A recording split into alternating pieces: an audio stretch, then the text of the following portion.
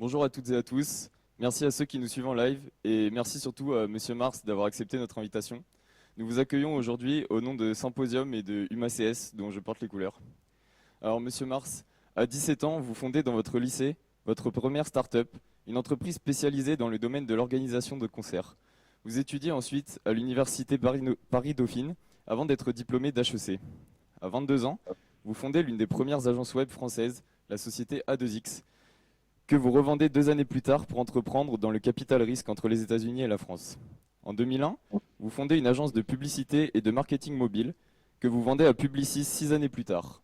En 2006, continuant sur votre lancée de création, vous fondez la plateforme Scroon qui est spécialisée dans les médias sociaux. Vous la revendez à BlackBerry en 2013. En plus de ce parcours remarquable, vous créez en 2014 la fondation EPIC qui soutient les associations engagées pour la défense des droits de l'enfant contre les inégalités sociales à travers le monde. Avec cette fondation, vous cherchez à faire du don une norme et encourager les entreprises et les particuliers à donner de manière systématique, optionnelle et indolore.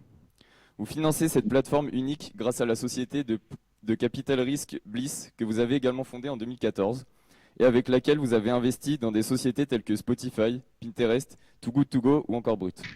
Vous financez cette plateforme unique grâce à la société de capital risque. Excusez-moi. En 2018, vous êtes nommé pour siéger au comité d'administration des Jeux Olympiques de Paris 2024. Auteur de La Révolution du partage, de Giving Purpose is the New Currency et de Ose, tout le monde veut devenir entrepreneur. Vous animez également les podcasts Contre toute attente et Ose, dans lesquels vous parlez de parcours atypiques de personnalité et des coulisses de l'entrepreneuriat. Vous êtes fait chevalier de la Légion d'honneur en 2019 et vous figurez dans les classements des 50 philanthropes de l'année du Town & Country et des 50 Français les plus influents du monde du Vanity Fair. C'est avec grand plaisir que nous vous accueillons aujourd'hui. Merci d'être parmi nous. Je vais laisser maintenant Monsieur Soubeyran vous adresser un mot.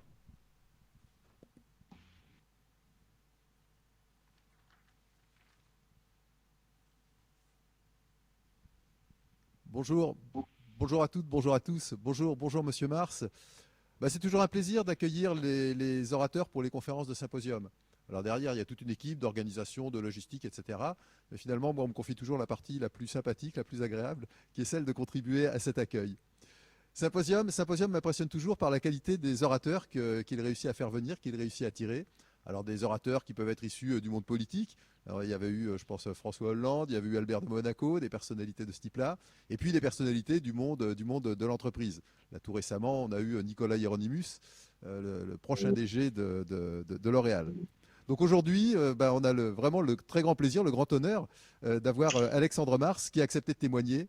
Et je lui suis particulièrement reconnaissant d'avoir accepté de faire cette conférence. Je vous suis reconnaissant, Monsieur Mars, parce que vous êtes particulièrement inspirant pour ce que nous nous efforçons de promouvoir auprès des élèves. Vous incarnez évidemment la dimension entrepreneuriat, ça a été rappelé à l'instant par Antoine, la dimension entrepreneuriat avec un parcours qui est particulièrement réussi. Et cette dimension, elle existe depuis très longtemps à l'école, mais on y met un accent tout particulier en ce moment. Et c'est vraiment quelque chose qu'on veut développer dans les années qui viennent. Vous incarnez évidemment aussi, et à un niveau exceptionnel, la dimension philanthropique. Ça a été rappelé également, mais ça pour nous c'est très important parce que nous considérons maintenant que la dimension éthique, la dimension exemplarité, elle est devenue essentielle dans la formation d'ingénieurs. Et c'est la raison pour laquelle d'ailleurs on finalise un dispositif de validation de compétences pour la délivrance du diplôme d'ingénieur. Donc on va déployer ça à partir de la rentrée prochaine, mais on a 9 compétences principales qui se déclinent après, et l'une de ces compétences c'est l'éthique et l'exemplarité précisément. Ça veut dire qu'il ne suffit pas d'être bon dans les sciences académiques, il ne suffit pas d'être bon en maths, en physique, en sciences de l'ingénieur pour avoir le diplôme de Centrale Supélec. Enfin, une de vos caractéristiques, quand on regarde votre parcours, Monsieur Mars, c'est d'apporter des idées originales, d'apporter des propositions innovantes, des nouvelles façons de faire dans vos différentes activités et en particulier, évidemment, dans l'entrepreneuriat, dans la philanthropie. Et cette capacité, cette dimension créative un peu transverse que vous avez, cette capacité à penser hors de la boîte, comme disent les anglo-saxons, eh bien, elle nous paraît aussi essentielle dans la formation des ingénieurs, quel que soit leur parcours après l'école. Donc pour toutes ces raisons, vous constituez certainement un excellent exemple de ce qu'on s'efforce de promouvoir et de ce qu'on souhaite développer en tout cas chez les élèves de l'école. Et donc, je ne doute pas que votre conférence va être particulièrement stimulante pour l'ensemble d'entre eux. Donc, à nouveau, merci vraiment d'avoir accepté cette invitation à témoigner devant les élèves de Centrale Supélec aujourd'hui. Merci. Merci Monsieur Soubeyran, merci Monsieur Mars d'être parmi nous. Tout d'abord, parlons un peu de votre parcours. Après plus de 20 ans en tant qu'entrepreneur dans la tech, vous décidez de créer une fondation qui agit en faveur de la protection de la jeunesse. Est-ce que vous pouvez nous raconter le cheminement de pensée qui vous a mené à la création d'EPIC? Bien sûr, merci, merci déjà de m'avoir invité. Merci, monsieur le directeur. Merci pour... Ah, j'ai un écho. Non, ça va. Et je devrais commencer en fait pour vous dire, j'ai une relation particulière avec votre école. Peut-être que monsieur Soubeyran ne le sait pas ou ne l'a pas noté, mais mon papa en fait est venu, a été sur les bancs de l'école il y a quelques années de ça. Et donc c'est vrai que j'ai toujours entendu beaucoup parler de l'école centrale quand j'étais plus jeune. Donc je suis d'autant plus heureux de vous parler. Et je me souviens que j'avais vu une conférence de mon papa il y a, je crois, une dizaine d'années de ça, au même endroit dans votre amphithéâtre. Sauf que j'aurais adoré être avec vous. Mais bon, ça, on verra peut-être que dans le futur, quand le monde sera revenu un peu à la normale. Pour répondre à ta question, qui est l'évolution et pourquoi j'ai créé ça, en fait, c'est pas venu du jour au lendemain, cette volonté de créer une fondation. J'ai rapidement compris, en fait, quand j'avais à peu près votre âge, vos âges, qu'il y avait certainement des choses importantes à faire et je pourrais les faire si j'avais les moyens financiers. Et donc, j'ai commencé à créer ma première entreprise très jeune parce que je m'étais dit, j'avais pas forcément les compétences pour être un footballeur extraordinaire, un chanteur ou toute autre chose qui aurait pu me faire gagner de l'argent à l'époque que j'imaginais assez vite. Et je me suis dit, je vais monter des entreprises. Et j'ai monté ma première entreprise très tôt, avec cet objectif en tête de créer de la valeur. Après, quand j'ai un peu avancé, ce que je fais aujourd'hui, c'était pas forcément exactement ce que je voulais faire à l'époque. Et c'est toujours dans les rencontres que vous pouvez avoir avec des gens, ça peut être des mentors ou des gens qui vont être importants, et je pense qu'on en a tous. Moi, j'en ai eu quelques-uns dans ma vie. J'ai commencé avec un proviseur à mon lycée qui a été très important. Et je me souviens d'une autre discussion que j'ai eue avec un Américain, plutôt un Anglais, qui j'avais rencontré à San Francisco, et qui me posait la question, mais qu'est-ce que, Alexandre, tu veux faire? Et moi, je lui avais répondu en disant, mais moi, ce que j'ai envie vraiment de faire, c'est être en fait un travailleur social, c'est-à-dire faire le travail au quotidien, être au plus proche de gens qui sont en difficulté. Et il m'avait répondu ce point en me disant, et je le dis parce que je pense que c'est important pour pas mal de gens qui m'écoutent aujourd'hui, il m'a dit, mais combien de personnes peuvent faire ça? Et en effet, aller donner de la nourriture ou construire une école, vous n'avez pas besoin de sortir de Centrale Supélec pour le faire. Toute personne peut le faire. En revanche, ce qui m'avait fait comprendre à ce moment-là, c'est qu'on a une unicité. Et cette unicité, c'est ça qu'il faut mettre en œuvre si l'objectif c'est d'avoir un impact positif sur notre système et notre environnement. Et c'était ce que j'ai en moi depuis que je suis tout jeune. Et à ce moment-là, je me suis dit, mon unicité, vous savez quoi? C'est d'être un très bon entrepreneur. Je sais être un entrepreneur, je sais comprendre un besoin, je sais développer ce qu'il faut contre ce besoin-là, je sais le faire à l'international. Et donc, j'ai créé à ce moment-là EPIC en me disant, mais j'ai plutôt fait ça parce qu'il fallait plutôt que je réponde à cette unicité et que grâce à ça, j'ai pu évidemment changer, on reviendra certainement dans ces prochaines minutes, plus de vie que si j'avais été très égoïste et que si j'avais uniquement fait ce que je voulais vraiment faire. Et peux vous dire que si je voulais vraiment faire ça, je serais aujourd'hui un travailleur social, j'aiderais peut-être quelques dizaines de personnes à avoir une vie que j'espère meilleure, mais je n'aurais pas forcément utilisé mes compétences à plein. Merci pour cette première réponse. Est-ce que vous pourriez maintenant expliquer plus précisément aux étudiants ce que fait la Fondation EPIC, son modèle de fonctionnement et ses réalisations au cours des 7 dernières années? Oui, bien sûr. EPIC, c'est vrai qu'il faut comprendre le départ d'EPIC. Je vous parlais de l'entrepreneur que je suis. Quand j'ai lancé EPIC au tout départ, j'ai commencé avec, et ça c'est quelque chose d'important et je pense que beaucoup de vous, beaucoup d'entre vous vont devenir ou veulent devenir ou peut-être sont déjà entrepreneurs. Et ça, c'est un sujet important. D'ailleurs, j'ai écrit un livre, ce qui était cité au départ, qui s'appelle Ose. Tout le monde peut devenir entrepreneur, où c'est vraiment une vingtaine de chapitres sur tout un tas de choses qu'il faut penser avant de lancer son entreprise ou quand vous avez votre entreprise. Et je commence un de ces chapitres-là en parlant de l'étude de marché. Ça paraît assez évident, mais quand vous voulez vous lancer, c'est bien de comprendre les besoins. Et donc moi, avant de me lancer, quand j'ai su que j'allais passer la majeure partie de ma vie à m'occuper des gens qui sont en difficulté, je me suis dit, mais qu'est-ce que ça veut dire? Moi, j'ai décidé très vite de dédier ma vie aux autres. Mais ça veut dire quoi? C'est beau sur le papier, mais dans la réalité. Et donc, j'ai commencé par faire une étude de marché à plutôt grande échelle, en allant voir des gens. Et je suis allé voir des hommes et des femmes politiques, des philanthropes, des travailleurs sociaux, des entrepreneurs sociaux, des entrepreneurs. Et je leur ai posé à chaque fois plusieurs questions. Et en particulier, 2 questions. La première, c'est est-ce que l'année dernière, et je le pose à tous les étudiantes et tous les étudiants, est-ce que l'année dernière, vous avez donné du temps ou de l'argent à une cause sociale? Et je pense que si on était tous dans la salle, je vous demanderais de lever la main et je pense que 100% des gens lèveraient la main. Et là, je vous pose une seconde question, et c'est la question que j'ai posée pendant cette étude de marché. Est-ce que vous pouvez laisser la main en l'air si vous en pensez avoir fait suffisamment? Et en fait, j'ai remarqué que l'immense majorité des gens baissaient la main. Et après, me disait Alexandre, j'ai pas fait suffisamment. J'aurais aimé. C'est toujours le j'aurais. J'aurais aimé demain. Et en fait, je leur posais la question en disant, mais dis-moi pourquoi tu l'as pas fait. Et en fait, les gens me répondaient, je n'ai pas confiance dans les organisations sociales, dans les ONG. Je n'ai pas le temps. Et vous voyez bien pour vous, vous avez toujours 250 activités entre le travail, ce qui est à côté à faire, les amis, les amoureuses et les amoureux, et ainsi de suite. Et troisième point, la connaissance. Vous êtes certainement très bon dans un domaine, peut-être 2 ou 3, mais le social, c'est potentiellement un autre domaine. Et donc, pour ces raisons-là, les gens, ils font pas forcément autant. Et c'est un peu ce qui est en train de se passer. Ils font des choses, ils vont financer leur école ou l'école de leurs enfants. Ils vont financer leur église, quelle que soit la confession. Ou quand ils ont plus de 50 ans, et vous le verrez, c'est pas tout de suite pour vous, mais vous verrez, vous demandez peut-être à certains de vos parents, à au-dessus de 50 ans, ils commencent à financer les hôpitaux. Pourquoi? Parce qu'en fait, quand on parle de don, il y a toujours du contre-don. C'est qu'en fait, vous donnez pas uniquement pour vous, en fait. Enfin, vous donnez pas uniquement pour les autres, justement. Vous donnez pour vous et vous espérez un monde meilleur.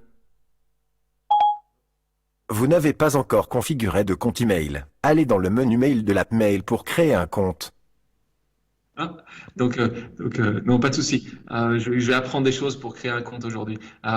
Donc l'idée de départ, c'était celle-là, c'est-à-dire je vais faire une étude de marché. J'ai cette réponse-là, et quand j'avais cette réponse-là, je dis je vais développer quelque chose qui va redonner confiance aux gens. Et donc Epic, c'est comme un fonds pour ceux qui connaissent le monde du private equity ou des fonds de capital risque, on va étudier des centaines et des centaines et des centaines de dossiers d'organisations sociales, d'ONG, chaque année, et on va en sélectionner un tout petit nombre. Depuis le départ de Epic, il y a 6 ans, on a comme ça étudié plus de 4000 dossiers, et on en a sélectionné en tout, depuis le départ, 42. C'est-à-dire qu'il est quasiment aussi compliqué d'être sélectionné par Epic que de rentrer chez Central Supélec, puisque vous voyez, vous avez 42 reçus sur 4000. Donc j'aimerais bien savoir, il faudrait demander au directeur quels sont les taux de retour, les taux d'acceptation, mais à mon avis, ils ne doivent pas être bien plus importants. Donc c'est comme ça qu'on a développé Epic, en disant on va redonner cette confiance. On travaille aujourd'hui, notre métier, c'est de trouver des organisations qui vont changer la trajectoire des plus malchanceux. Donc souvent, j'appelle ça les malchanceux, les malchanceux du premier jour, ceux qui sont mal nés, mauvaise famille, mauvais endroit, mauvaise période. Et donc, comment on va réussir à les aider à avoir une trajectoire de vie qui ne va pas être juste plate, au mieux, mais qui va pouvoir être en croissance. Et c'est ce qu'on fait. On travaille dans 11 pays du monde, la France évidemment, mais on va travailler en Asie du Sud-Est, en Inde, en Afrique de l'Est, en Europe de l'Ouest et aux États-Unis. Et je termine, pour répondre complètement à ta question, pour vous dire aussi qu'on n'a aucun modèle économique chez Epic, puisque vous connaissez souvent, et que si vous avez déjà donné de l'argent, ce qui est certainement le cas pour la majorité d'entre vous, à une organisation, quelle que soit l'organisation, une question que vous vous posez parfois, c'est combien de mes 10 € ou de mes 100 € vont aller à la cause. En gros, combien vont être utilisés pour payer les frais de structure, les voyages. Et ben nous, on a décidé que 100% de ceux que vous pouvez donner vont à la cause et au combat. Et donc, pour arriver à ça, je finance complètement tous les frais de structure, tous nos bureaux dans le monde, tous les salaires, pour qu'il n'y ait absolument aucune friction et que vous soyez très à l'aise en sachant que votre argent va aller au combat. Merci, monsieur. Mais avant d'être fondateur des Et PIC, tu sais que tu peux m'appeler Alexandre. Tu sais, quand tu me dis à chaque fois monsieur, ça m'inquiète. Donc je sais que je suis beaucoup plus âgé que toi, mais aie la gentillesse de m'appeler Alexandre. J'accepterai avec plaisir. Très bien, très bien. Alors Alexandre, avant d'être fondateur des PIC, vous êtes ce qu'on peut appeler un serial entrepreneur. Vous pouvez comprendre qu'on ait tendance à croire qu'entrepreneuriat et solidarité répondent à des logiques différentes. Selon vous, comment l'entrepreneuriat peut être un outil en faveur du développement social? Je pense que ça, c'est un très bon point. En tout cas, il y a beaucoup d'évolutions. Il y a 10 ans ou 20 ans, je pense que la majorité des gens, quand ils voulaient devenir entrepreneurs, ils pensaient forcément entrepreneuriat, parfois tech, parfois avoir la plus grande réussite financière, c'est possible. Ils ne pensaient pas forcément l'impact que ce sujet-là, enfin, leur projet pouvait avoir sur la société. On voit de plus en plus, et je pense que c'est le cas pour un certain nombre d'entre vous, même chose si on était ensemble, je vous poserais la question, levez la main ceux qui veulent devenir entrepreneurs, et puis après je vous poserai la question ceux qui veulent être entrepreneurs social. Et vous verrez que cette évolution a été très forte au fil des années. Et nous, on croit évidemment que, en tout cas, et tu parlais tout à l'heure, vous avez indiqué mon fonds d'investissement qui s'appelle Bliss. Bliss, on ne va soutenir que des entrepreneurs, pas sociaux, mais des entrepreneurs qui ont une mission. Cela aussi, le diable se met dans le détail. Il faut faire attention de bien préciser ce qu'est une mission et ce qu'est un entrepreneur social. Mais nous, on pense de plus en plus que les deux doivent interagir.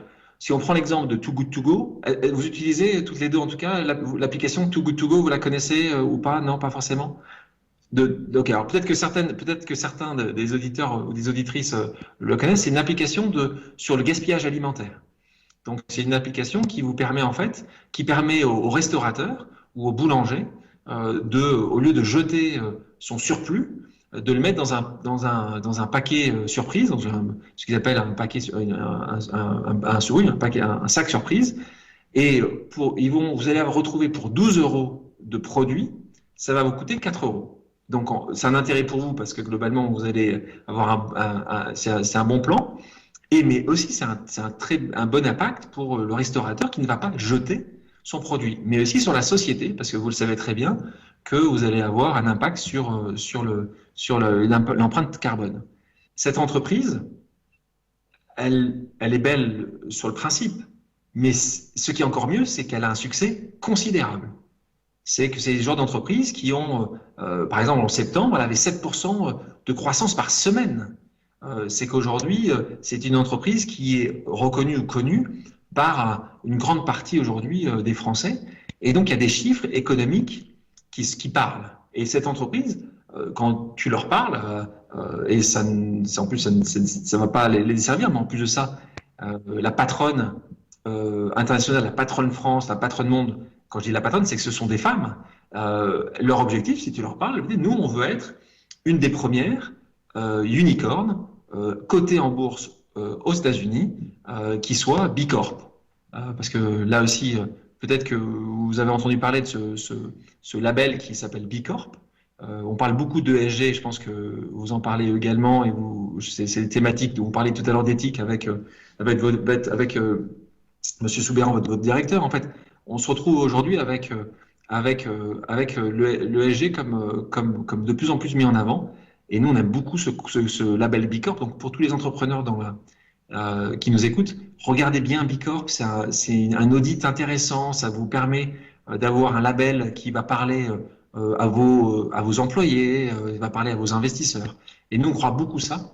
Et nous-mêmes, d'ailleurs, Bliss, on est le premier fonds d'investissement B Corp en Europe ou transatlantique. C'est très important parce qu'il y a un sujet qui est essentiel et je pense que c'est là où moi je suis assez passionné par voir en particulier votre génération arriver sur le marché du travail, vous lancer, parce qu'il y a beaucoup de choses que vous n'acceptez plus, en tout cas beaucoup de choses que vous ne croyez plus, auxquelles vous ne croyez plus.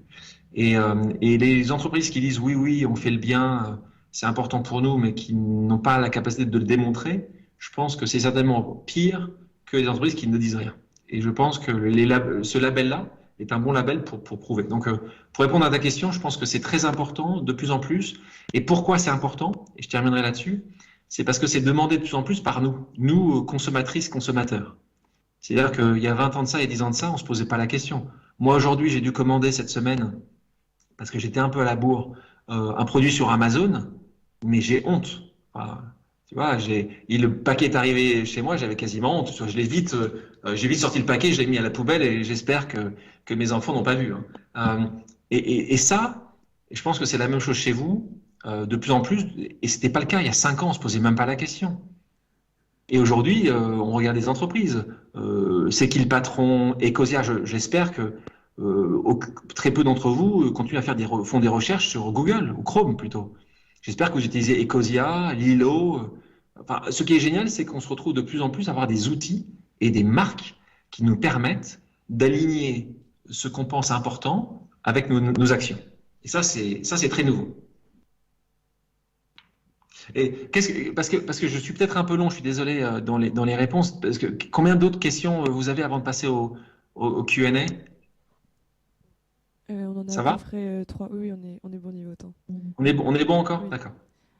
Et donc pour revenir un petit peu sur l'entrepreneuriat et la solidarité, en fait quand on réfléchit à placer l'entrepreneuriat au service du bien social, on pense aussi au financement de projets, parfois à petite échelle. Et en fait on se demandait si cette vision n'était pas un peu réductrice de notre champ d'action.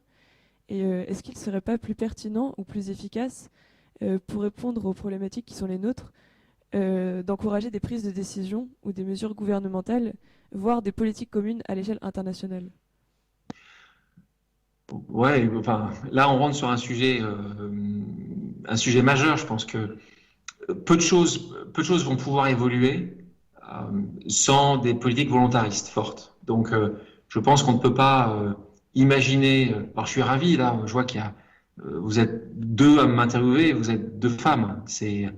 Je suis ravi et c'est assez rare. Et je pense que ça n'a pas été une politique spécifique pour le faire. Mais aujourd'hui, si on regarde ce sujet, par exemple, des femmes, qui est un sujet majeur dans notre société, regardons aujourd'hui dans le CAC 40, il n'y a aucune femme. Vous avez tous entendu parler du Next 40, qui est les 40 entreprises tech qui ont le plus forte croissance en France. Il y a une femme sur les 40. Donc, il y a quand même des petits soucis importants. Et ces soucis-là, on ne va pas pouvoir les régler, en effet, si tu n'as pas une vraie discussion avec les États, les gouvernements, et si tu ne te retrouves pas avec des politiques volontaristes. L'exemple que je prends, parce que je pense que c'est le bon exemple qui démontre que c'est faisable, c'est la loi Copé-Zimmermann. La loi Copé-Zimmermann, vous la connaissez peut-être, mais j'ai envie de vous rappeler les principes. C'est en 2011, une loi qui dit que les conseils d'administration doivent être un peu plus féminisés. Et quand on dit un peu plus féminisé, il faut s'en souvenir, on était à moins de 10% de femmes dans les conseils d'administration, d'une taille importante. Aujourd'hui, 10 ans après, on est à plus de 40%. Est-ce que, et je vous pose la question, est-ce que vous pensez qu'on serait arrivé à 40% si on n'avait pas obligé les conseils d'administration, donc les hommes qui les dirigent, à penser à autre chose que de faire de l'entre-soi? Évidemment que ça n'aurait pas changé. Et donc, en faisant ça, on le voit d'ailleurs, et on est aujourd'hui le 2e pays du monde dans ces chiffres-là, ce qui est assez important. Donc, c'est important de le mettre en avant. On est sur la bonne direction, on a beaucoup de choses à faire, mais pour répondre à ta question, il n'y a aucun autre moyen que de travailler main dans la main entre le privé et le public, parce que c'est la seule manière de faire pour évoluer. Et je pense qu'il y a un sujet, c'est une question peut-être qui viendra après, par rapport à un endroit qui crée les leaders de demain, parce que Centrale Supélec, vous le savez, c'est votre quotidien. Vous êtes ceux qui demain, après-demain, vont créer les entreprises, qui vont diriger des entreprises. C'est un peu ce qui est en train de se passer. Et ça aussi, même dans les sélections, je pense qu'il va falloir qu'on réfléchisse différemment pour que ça soit pas toujours les mêmes types de jeunes et d'étudiants qui soient sélectionnés. Et ça, c'est des choses qui sont importantes, sur lesquelles il faut évoluer de plus en plus et de plus en plus rapidement. Moi, je le vois pour pas très loin, et je termine là-dessus, pas très loin de chez vous, à jouer en Josas, chez les épiciers d'HEC, il y avait il y avait le nouveau directeur, enfin le directeur qui est parti, et le nouveau directeur, quand il devait être sélectionné, il y a eu un groupe d'étudiants qui s'est créé et qui a fait une pétition, un collectif, en disant nous voulons que le nouveau directeur puisse soit représenter cette diversité, soit être un exemple dans ce qu'il pourrait mettre en place. Et ils ont sélectionné un directeur qui n'est pas issu de la diversité en tant que tel, mais qui a travaillé depuis des années à HEC sur ces sujets-là. Et vous pouvez le voir qu'une de ses priorités va être de mettre une plus grande diversité, et pas uniquement de genre, hein, une diversité sociale, ethnique, dans cette école-là. Donc, grand sujet, et j'espère que, et je serais ravi d'ailleurs d'en reparler, je ne sais pas si le directeur est encore là à nous écouter, mais je serais ravi, parce que je n'ai pas eu la chance de te rencontrer, Romain, mais je serais ravi d'avoir une discussion comme je l'ai avec quelques directeurs, ou même un certain nombre de directeurs, parce que c'est toujours très intéressant et d'échanger, de voir quelles sont les best practices que vous pouvez mettre en place ou que vous avez l'intention de mettre en place. Justement, par rapport à ça, est-ce que vous ne pensez pas que le fait d'imposer le don risque de nuire à la philosophie même du don, à l'idée qu'on se fait du don qui doit être spontané? Excuse-moi, quand tu dis que les philosophies du don, tu disais? Justement, à cette idée du don qu'on a qui se rapproche plus de la spontanéité du don, d'un don qui serait libre et justement spontané. Oui, non, mais tu sais, c'est un peu comme quand on pose la question, est-ce que quelqu'un donne pour les bonnes raisons? Tu vois, est-ce que on parle beaucoup de greenwashing, de social washing, on a parlé de corona washing ces derniers mois. Tu sais, moi, j'essaie de jamais juger. Donc, dans le sens de dire, oui, peut-être qu'on va lui apporter un petit peu et ça perd la beauté du geste ou la spontanéité du don. Ce qui est important, c'est qu'il faut bien comprendre que la population ou une partie de la population est dans une souffrance extrême et qu'il n'y a pas grand-chose de plus que l'État peut faire, hein, puisque on voit quand même les montants considérables qui sont dépensés aujourd'hui. Donc c'est au niveau des entreprises, au niveau des individus qu'on doit essayer certainement d'imaginer d'autres idées. Nous là-dessus, d'ailleurs, c'est intéressant, mais je ne crois pas qu'il ait été étudié chez vous, mais ce serait intéressant qu'il soit étudié pour cette année. On a donc Harvard. Donc vous faites de temps en temps des études de cas dans certaines de vos classes. Et donc, souvent, c'est des cas que d'Harvard ou autres. Et donc, nous, il y a Harvard, la Kennedy School d'Harvard et la Business School d'Harvard qui ont écrit un cas sur Epic, justement sur la modernité ou l'innovation dans la philanthropie, et en particulier dans le don. Et donc, c'est assez intéressant parce que nous, donc, comme ça, il y a beaucoup, c'est étudié dans pas mal d'universités et de grandes écoles dans le monde. Et donc, parfois, je vais justement écouter les étudiants qui me parlent du cas. Et vous savez, comme dans n'importe quel cas, il y a plein d'idées qui germent. Et c'est extrêmement intéressant parce qu'en fait, tu te retrouves, il y a plein de manières de donner. C'est pas le don d'ailleurs qui, moi, m'importe, hein, pour répondre et pour terminer à cette question. C'est la solidarité. On se retrouve dans un monde où on a totalement oublié la solidarité. Elle n'existe plus. Enfin, on s'est auto-centré, en particulier vos parents. Quand je dis vos parents, hein, c'est ma génération. Je n'en veux pas parce que j'en fais partie. C'est-à-dire qu'on a été auto-centré, on a pensé qu'à nous, à notre succès. Pendant des années, le succès d'ailleurs était qu'un succès financier. Il fallait avoir la voiture de fonction, il fallait avoir la belle montre, il fallait avoir le beau titre sur la carte de visite. Ce dont nous nous rendons compte aujourd'hui, c'est que ce succès, et pour vous, je suis persuadé, et moi pour passer beaucoup de temps avec des étudiants, le succès, il n'est plus uniquement un succès financier, c'est plus que ça. Et pour beaucoup d'entre vous, ça va être le sens qui va être collé à ça. Et en disant ça, vous mettez une pression considérable à vos employeurs futurs. Parce que vos employeurs futurs, ils ne peuvent pas continuer juste à dire « c'est génial, on fait plus 17% de bénéfices et la vie est belle ». Ben non, c'est pas aussi facile que ça et le monde est quand même dans une situation qui est compliquée. Donc, utilisons notre force, nos talents, nos revenus, nos bénéfices pour avoir un impact positif. Et donc justement, Alexandre, vous êtes venu aujourd'hui parler donc, au public d'étudiants.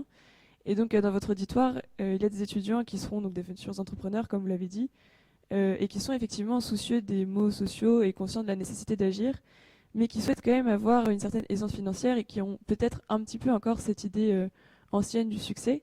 Et donc, quel message est-ce que vous avez à leur adresser et quels conseils pour se lancer dans leur vie professionnelle? Oui, non, mais je pense qu'il faut surtout pas essayer de confronter le succès financier avec le sens. Je pense que tu as raison. Je pense que moi, ma génération, il y a 20 ans de ça, quand j'étais sur les bancs de l'école, il n'y avait pas de sens, il n'y avait pas de mission. Enfin, c'était très rare. Ou ceux qui mission, il y avait Greenpeace. En fait, l'activisme était un activisme extraordinairement engagé politiquement, alors qu'aujourd'hui, cet activisme est plutôt un engagement. Je pense que la majorité des personnes qui sont aujourd'hui, qui étudient à Centrale Supélec, ils vont se sentir d'une certaine manière activistes à leur niveau. Hein. On a tous un niveau. Quand tu achètes un produit plutôt en local ou en circuit court, ben, c'est un certain activisme que tu choisis. Quand tu prends du lait, c'est qui le patron, plutôt que du lait d'une autre marque, tu montres qu'il y a quelque chose que tu préfères, quelque chose qui te dérange. Et donc ça, c'est assez important. Donc pour répondre à ton point, surtout, ne pas définir et ne définir pas le succès comme juste il faut être entrepreneur social. Tu as parfaitement raison. En revanche, il ne faut pas essayer d'oublier sa mission. Que tu fasses, que tu prends Elon Musk, génial, Elon Musk, il a une mission et il fait énormément d'argent. Il a fait énormément d'argent et il va déployer cet argent à faire des choses qui voiture électrique, voyage sur une autre planète. Enfin, il y a plein de choses qui pourraient avoir un impact positif sur la société. Donc, ça ne veut pas dire qu'il faut forcément avoir une haine de l'argent. Il faut juste arriver à bien définir ce succès. Et là, en parlant d'entrepreneuriat, je pense que c'est aussi très important. Et c'est de nouveau dans mon livre. Et c'est comme ça que je commence le livre, parce que j'ai beaucoup de jeunes qui viennent me voir en disant j'attends toujours d'avoir la bonne idée ou d'avoir le truc que personne n'a fait. Et c'est le premier chapitre du bouquin Ose. Je dis, et je donne des exemples, l'entrepreneur n'est pas forcément toujours un inventeur. Et je pense à ça parce que je parlais d'Elon Musk. Faites attention de ne pas vous mettre trop de pression. Moi, souvent, la pression, c'est je vais faire un truc qui n'existe pas, je suis sûr que ça va fonctionner. La plupart du temps, si ça n'existe pas, c'est que ça ne fonctionne pas. Donc, il faut faire hyper attention. Moi, j'ai monté 5 entreprises. Il n'y en a qu'une qui a été vraiment innovante. Les 4 autres, c'était des projets qui pouvaient exister déjà. J'ai pris un projet sur une niche où je l'ai fait mieux, où dans la mise en place, c'était peut-être mieux pensé. Et donc, vous mettez pas une pression absolue pour être Elon Musk, Steve Jobs, parce que globalement, il y en a un tous les 100 000. Donc, faites attention à ça. Mais ce qui est important, c'est la mission. Moi, je sais par exemple, vous allez me dire, oui, mais tu as quand même soutenu Headspace, Spotify, Pinterest, Brut, on est actionnaire de Brut. Donc tout ça va générer des revenus et va générer du cash. Sauf que moi, je vais vous dire, ma mission personnelle de ma vie, hein, c'est globalement quand je serai tout à la fin, j'espère le plus longtemps possible, de mon existence, je te dirais, moi, mon objectif, ça va être le nombre de personnes dont j'aurais pu changer la trajectoire de vie. C'est mon objectif de vie, c'est ma mission. Et tout ce que je peux faire, si tu mets de côté mes 4 enfants que j'aime d'amour, ma femme et ma maman, et j'ai parlé de mon papa tout à l'heure, tout le reste de ma vie, dans tout ce que je peux faire, tout n'est dédié qu'à ça. Comment on arrive à faire que moins de gens soient dans la souffrance et tout ce que j'ai pu créer, tout ce que je crée aujourd'hui, tout ce que je crée demain, ne que ça comme but. Donc, répondre à ta question, la finance, et quand je dis la finance, c'est l'argent, est évidemment toujours essentiel dans le monde dans lequel nous vivons. J'ai compris ça très jeune, à 17 ans, c'est pour ça que j'ai créé ma première entreprise très jeune, et j'ai compris que c'était la meilleure arme ou la meilleure protection si tu veux avoir une vie et avoir le choix de tes ambitions. Vous avez dit que notre génération se sentait plus responsable et portait une grande attention à la qualité de ses choix. Lors d'une de vos interventions, vous avez même cité Nietzsche en disant qu'être libre, c'est danser avec ses chaînes. Alors pensez-vous personnellement que vous avez réussi à danser malgré vos chaînes? Je pense que ouais, alors ça c'est un bon point. C'était une conférence où c'était sur la liberté. Et c'est vrai que je termine comme ça en disant, et parce que c'est vrai que cette phrase, je l'adore. Hein. Je pense que la question, c'est qu'on aimerait tous être libres. mais personne n'est libre pour plein de raisons et on pourrait passer des heures et des heures et je pense que un philosophe serait bien mieux placé que moi pour en parler. Mais oui, je pense que j'ai mes chaînes et mes chaînes elles viennent des blessures d'enfance, de jeunesse et tu vis avec ces failles toute ta vie. Et c'est pour ça parfois que on essaie de se construire par rapport à ça. Et c'est ces chaînes dont je parle, c'est en fait des failles, et la plupart du temps, c'est nos failles à nous tous. Hein. Je pense qu'on a tous des failles, des problèmes, des sujets qu'on évoque ou pas, hein, et on les évoque parfois un peu plus tard. Et oui, donc pour répondre à ta question, déjà bien se connaître soi-même, c'est quand même assez intéressant pour bien se développer. Et il faut arriver à totalement assumer qu'on a tous des chaînes et on ne pourra jamais complètement être libre. Moi, je ne crois pas à cette liberté-là. Donc, il faut vivre avec ces chaînes. Et c'est ça qui est dur, hein, mais je pense qu'il faut les accepter. Et je pense que c'est ça. Et pour terminer, je pense que c'est ça qui fait la beauté de vous deux, la beauté de tous les gens qui nous écoutent, la beauté de l'être humain. Sinon, on est des robots, quoi. Il n'y a aucun intérêt. C'est d'une pauvreté. C'est ça qui est beau, quoi. C'est compliqué parce que l'être humain est compliqué. Et c'est important pour vous tous qui voulez être soit dans l'humanitaire, soit entrepreneur, c'est que quand vous faites votre étude de marché ou quand vous voulez savoir ce que vous allez proposer, comprenez les failles aussi de l'être humain, parce que aussi, voilà, la perfection n'existe. Et puis, c'est chiant la perfection. Donc, tant mieux qu'elle n'existe pas. Mais ne la cherchons pas. Merci beaucoup, Alexandre, pour vos réponses. Maintenant, on va passer donc aux questions du public qu'on a pu recevoir donc, sur un chat qui était en ligne. Et donc, on va laisser Antoine poser donc, les premières questions qu'il a sélectionnées.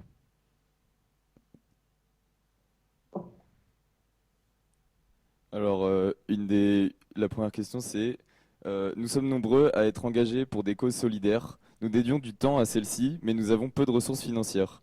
Comment pensez-vous que nous pouvons faire adhérer les autres à ces causes et leur donner envie d'y croire et d'y contribuer financièrement? Waouh, merci Antoine. Je pense que c'est comme tout. Je pense que tout ce qu'on fait, en fait, il se trouve comme si tu aimes une cause ou si tu veux développer une entreprise, tu auras toujours le même sujet. C'est qu'il va falloir que tu ailles chercher de l'argent. On est le pauvre de quelqu'un, toujours. Hein. Et un des principes même de ce qu'on doit créer, il faut qu'on aille convaincre des gens. Donc ça va être ton sujet. Donc tu as raison, quel que soit ton projet, tu auras toujours besoin d'argent. Soit ça sera pour développer ton business, pour embaucher des gens, soit parce que tu as envie d'expliquer qu'il faut absolument donner. Et la difficulté qu'on a, qui est une difficulté au quotidien, c'est d'aller convaincre. Et parfois, on n'est pas tous égaux face à cette conviction-là. Il y en a qui sont timides, il y en a qui n'aiment pas parler en public, il y en a enfin, c'est vraiment, c'est pas le truc le plus fun hein, d'aller convaincre quelqu'un qu'il faut qu'il se sépare de son portefeuille. Et pourtant, c'est ce qu'il faut faire. Donc, c'est pour ça que chez Epic, et c'est ce dont on évoquait au préalable, on a essayé d'imaginer des solutions. Pour pas que ça soit toi qui aille voir des potes ou disant tiens il faut que tu donnes 100, 500 ou 1000. Et donc on a inventé plein de solutions. Je vous en donne par exemple 2 qui vont vous intéresser, 3 par exemple. Pour les fans de foot, on avait monté avec la LFP, la Ligue française professionnelle de football, donc un modèle où chaque fois qu'il y a un but qui est marqué, pendant une journée de championnat, la Ligue donne de l'argent à des causes sociales. Donc en fait, tu vois, tu n'étais pas dans un modèle en disant on va pas les quémander à chaque fois, ça va être récurrent. On a monté quelque chose sur les salaires. On allait voir par exemple L'Oréal et on a dit à L'Oréal, est-ce que vous accepteriez de proposer à tous vos salariés que sur leur feuille de salaire, et pour certains d'entre vous, vous le savez, les feuilles de salaire sont jamais 0,0 sur la feuille de salaire. Vous le verrez, il y a toujours 10 cents, 20 cents, enfin c'est jamais pur, c'est jamais parfait. Et donc ils sont allés leur proposer à tous leurs salariés d'arrondir à la baisse leur feuille de salaire. C'est-à-dire que au lieu de gagner 10 cents ou 20 cents, ça tu le donnes. Et en fait, c'est automatique. Et le dernier exemple, c'est pour les entrepreneurs et pour tous les entrepreneurs qui lancent leur boîte. On a lancé quelque chose qui s'appelle le Epic Pledge. C'est la promesse Epic et que quand vous lancez votre entreprise, vous promettez qu'un pourcentage de votre succès, de vos actions, si vous atteignez un succès un jour, sera redonné au bien social. Et ben ça, tu vois, c'est hyper simple à monter. Ça te permet de rentrer dans un modèle où tu dis, tu sais quoi, tu ne travailles pas uniquement pour gagner de l'argent, mais tu sais aussi qu'un jour, quand tu gagneras cet argent-là, bah, ce sera redonné. Et nous, on a des centaines et des centaines d'entrepreneurs qui nous ont rejoint Epic avec cette idée de Epic Pledge qui permet de faire ça. Et donc ça, c'est aussi très important. Et sans faire de placement produit, tout à l'heure, tu disais que j'avais écrit plusieurs livres. Donc, Ose, pour tous ceux qui veulent devenir entrepreneurs ou qui ont vraiment, trouvez-le dans une bibliothèque, achetez-le parce qu'il donne beaucoup, beaucoup de conseils et il fait gagner du temps. Et l'autre qui s'appelle La Révolution du partage. Les deux sont chez Flammarion. Et là, c'est pour répondre un peu à ta question, Antoine, où j'ai donné plein d'exemples, justement, pour pas uniquement avoir le côté je vais devoir quémander et je vais devoir aller convaincre, parce que c'est vrai que c'est dur. Mais c'est le principe, c'est malheureusement le principe de l'entrepreneuriat, c'est d'aller passer beaucoup de temps à aller convaincre des gens et souvent quand même ne pas y arriver. Hein. Donc il faut assumer les échecs. Hein. Ok, merci beaucoup. Et par exemple, quand vous parlez du pourcentage, c'est quel pourcentage à peu près que les startups ils sont prêts à s'engager? Parce que... Ouais, bonne question. En fait, ça va dépendre. Ça va être. En fait, nous, comme on n'a pas tellement envie de quémander trop, en fait, on dit c'est minimum 1%. Et donc, en gros, tu peux donner 1%, mais on a eu comme ça quelqu'un qui est venu nous voir en disant, félicitations, Alexandre, tu es mon nouvel associé. Et en fait, ils étaient deux. Et ils ont dit maintenant, tout ce qu'on gagne, en fait, c'était un fonds immobilier. Donc, chaque fois qu'ils vendent un building, un immeuble, 33%, en fait, on est un des 3 associés. Donc, 33% de ce qu'ils gagnent part chez Epic. Donc, en fait, ça va vraiment dépendre. Ça va dépendre à quel moment, à quel âge, est-ce que tu as des associés ou pas. Et donc, tu te retrouves de 1, je te dis, à 33%. Et parfois, et je termine là-dessus, par exemple, là, on a une entreprise qui a annoncé hier un SPAC. Donc, c'est une sorte ces nouveaux outils financiers aux États-Unis en ce moment. L'entreprise est valorisée $1 milliard. L'entrepreneur a encore 25% de l'entreprise et a prévu de donner 1% de ses actions. Donc, tu fais le calcul, globalement, il va avoir 2,5 millions de ceux de son argent qui vont partir à des causes sociales. Donc, c'est beaucoup, beaucoup d'argent. Et pour lui, comme il a promis ça il y a 3 ou 4 ans, c'est intégré directement dans son système avant de gagner. Et c'est quand même beaucoup plus facile de donner ou de promettre le futur que de donner le passé. D'accord, merci. Et ensuite, il y a une autre question, c'est notre travail à UMA, donc l'association d'étudiants de Centrale Supélec, est d'aider les populations défavorisées dans des pays en développement. C'est une tâche relativement simple à faire, même par des étudiants, car il y a une fracture économique importante entre les pays qui fait qu'une somme négligeable ici peut être considérable là-bas.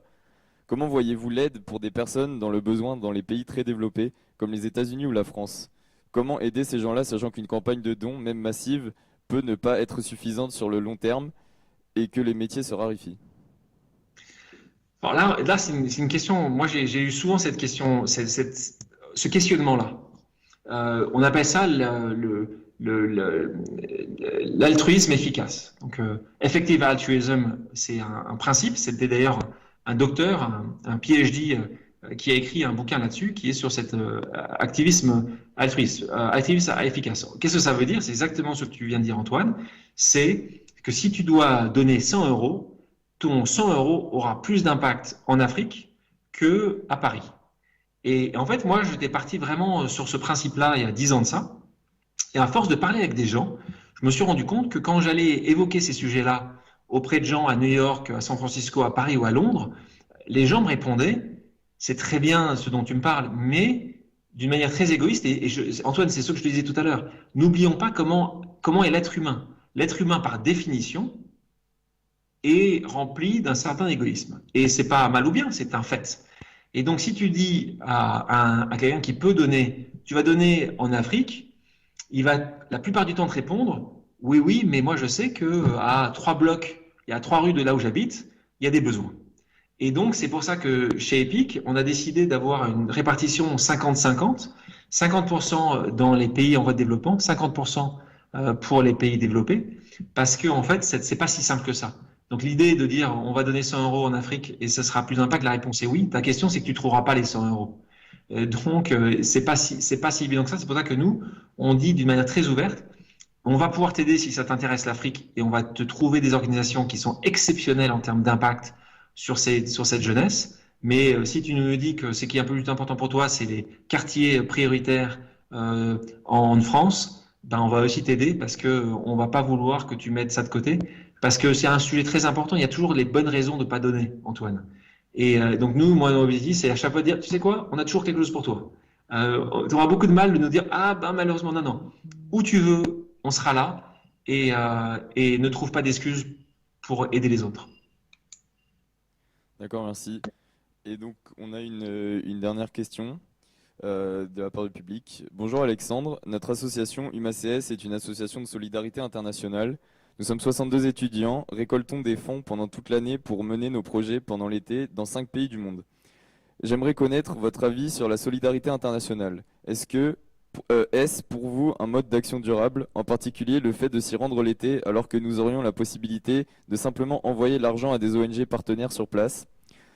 Quelle place doit prendre la solidarité internationale par rapport à l'action humanitaire et ou philanthropique? Voilà, je pense que là aussi, on pourrait passer une demi-heure sur cette très bonne question. Je pense qu'il y a deux sujets dans cette question. Un, le rapport à l'action. Donc, la question qui était posée là, c'est y aller l'été alors qu'on peut juste transférer. Il y a un moment ou un autre où on a tous deux parties dans notre cerveau.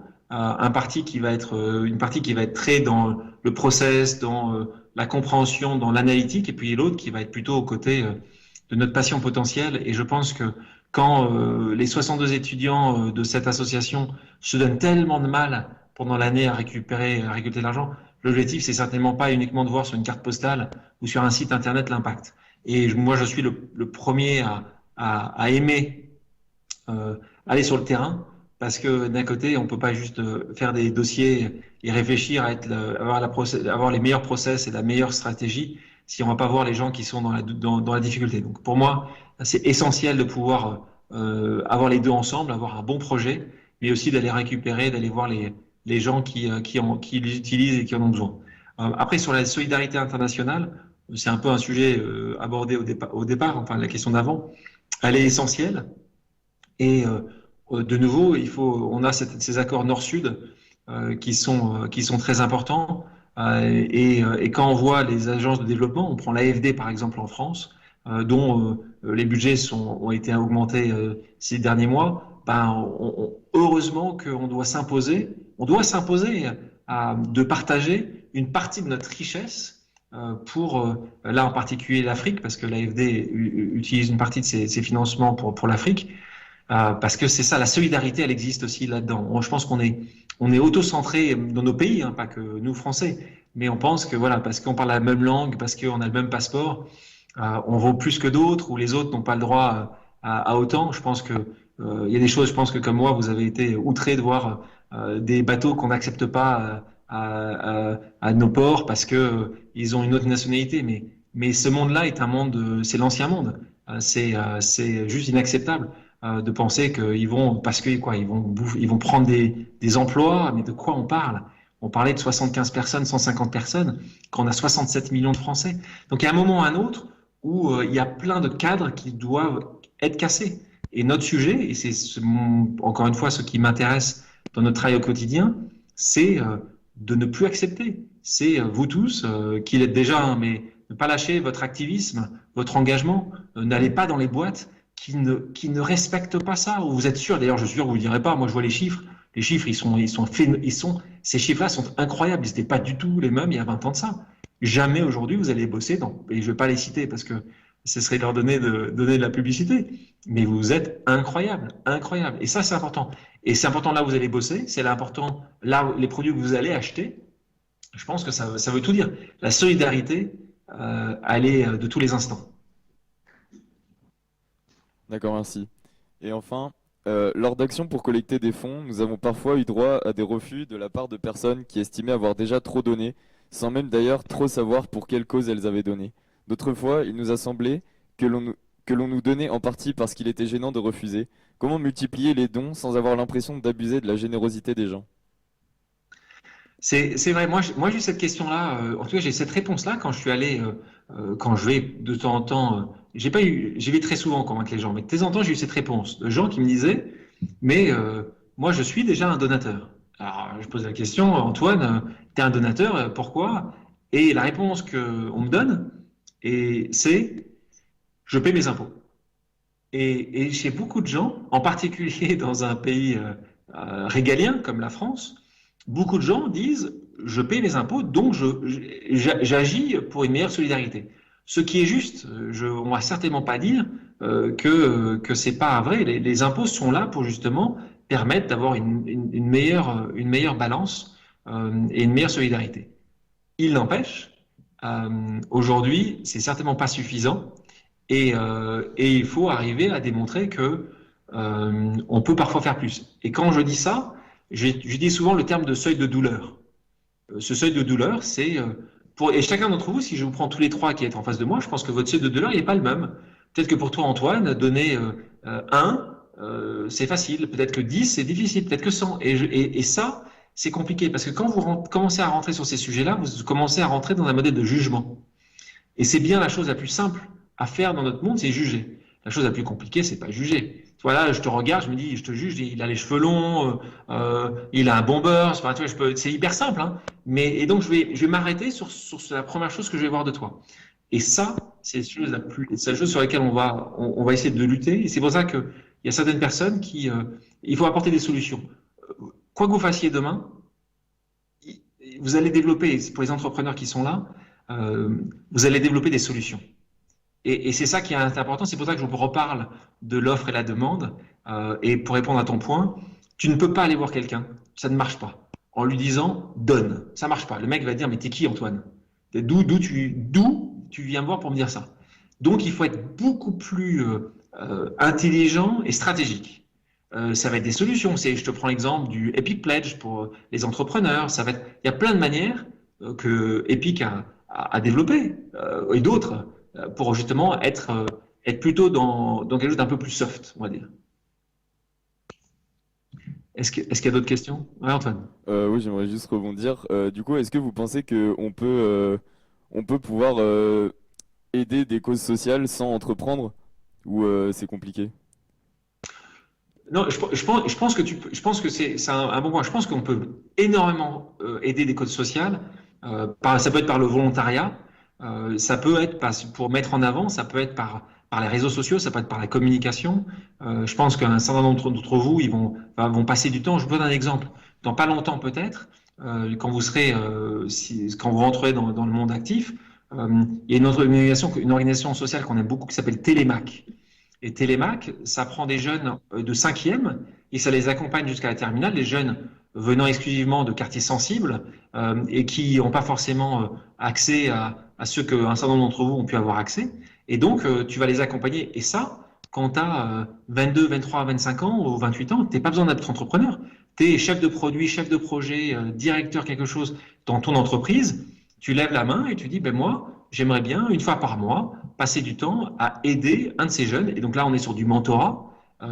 Et ben, ça a une efficacité. Je suis sûr que certains d'entre vous sont passés par ce type de mentorat.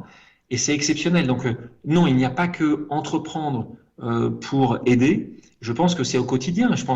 Et de nouveau, j'en connais un certain nombre de jeunes qui sont à l'école cette année.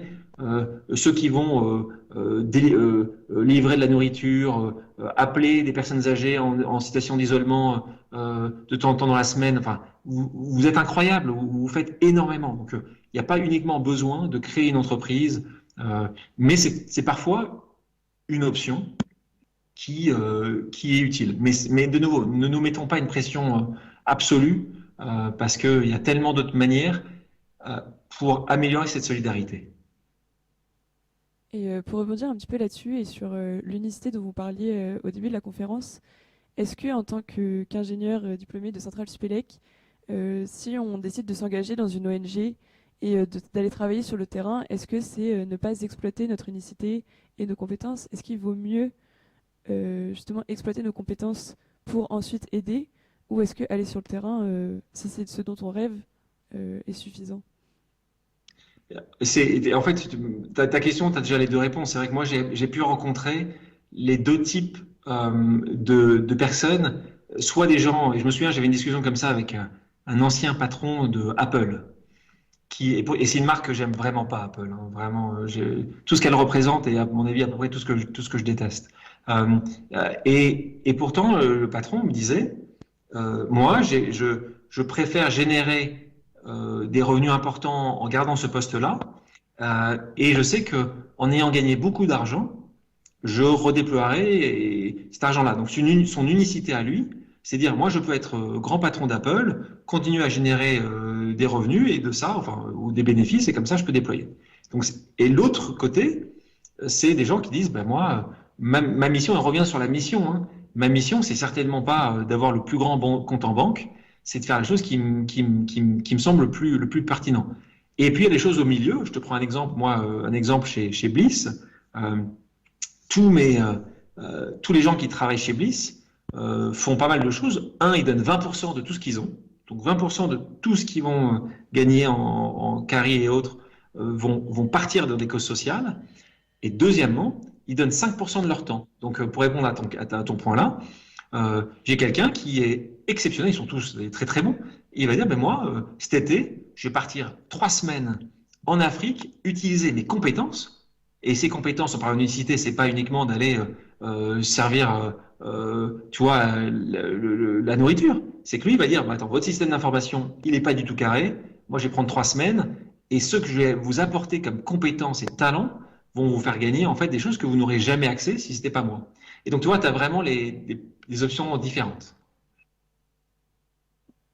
Voilà, je pense que notre conférence touche à sa fin. On vous remercie, on vous remercie Alexandre très chaleureusement pour votre intervention qui était très attendue par les étudiants. Donc merci beaucoup d'avoir été parmi nous aujourd'hui. Merci à vous. Pour ceux qui sont intéressés par l'entrepreneuriat et des missions, tu le disais tout à l'heure, Antoine, je crois, il y a 2 podcasts.